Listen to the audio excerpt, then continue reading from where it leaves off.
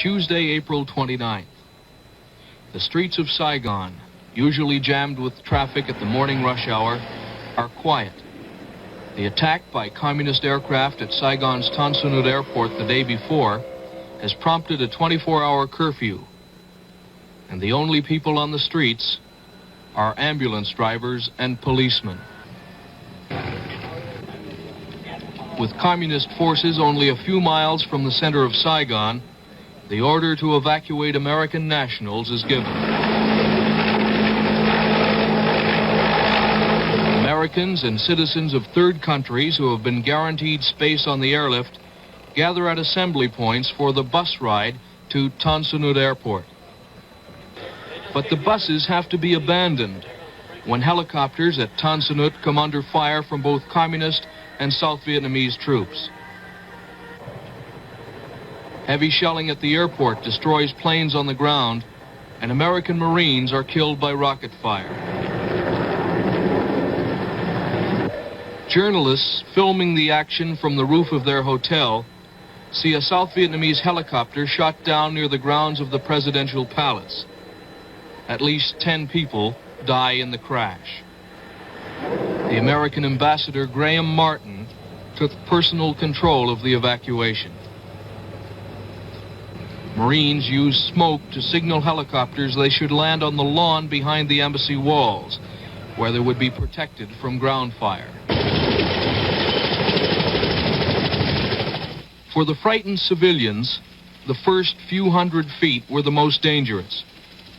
After that, they were out of range of rifle and pistol fire. The hardest part was the waiting. Many people said it was unnerving to be waiting for a ride to safety and to be hearing fighting all around you. There was always the fear that the fighting would end the helicopter.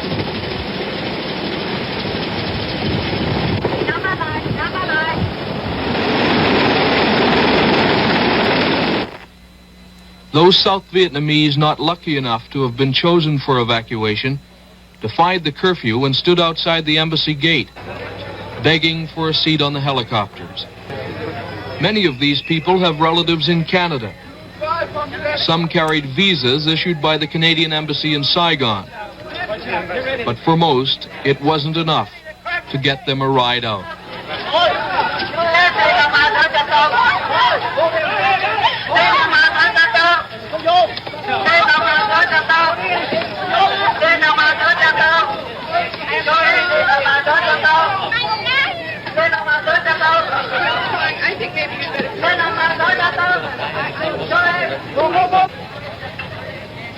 Embassy officials feared the crowd might again storm the gate, so they called in Marine reinforcements.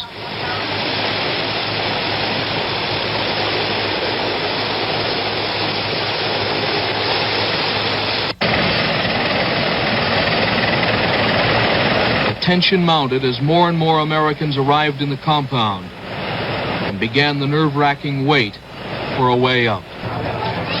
Americans who in better times flocked to the embassy pool for relaxation were back again. But this time they were anything but gay. As evening approached, Ambassador Martin emerged to join the others in making the flight to an American aircraft carrier some 40 miles offshore.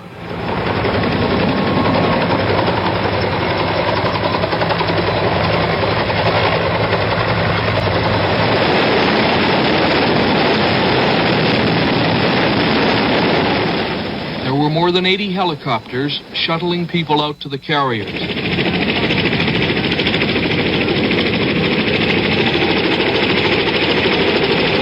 Everyone was searched before being allowed to join the other evacuees.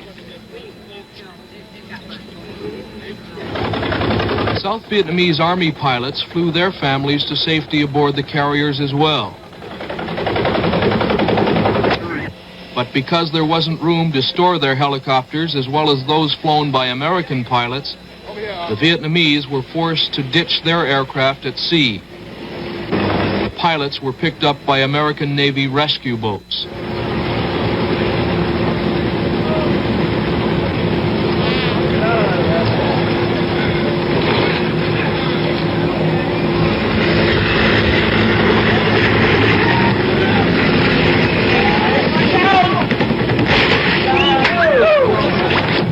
dusk fell on Saigon, helicopters were still taking people out of the embassy compound. In all, approximately 7,000 people, most of them Vietnamese, were airlifted to safety during the 12-hour operation. Desperate Vietnamese remained at the embassy gate, hoping against hope that they too would be evacuated. But for them, there was to be no flight to safety.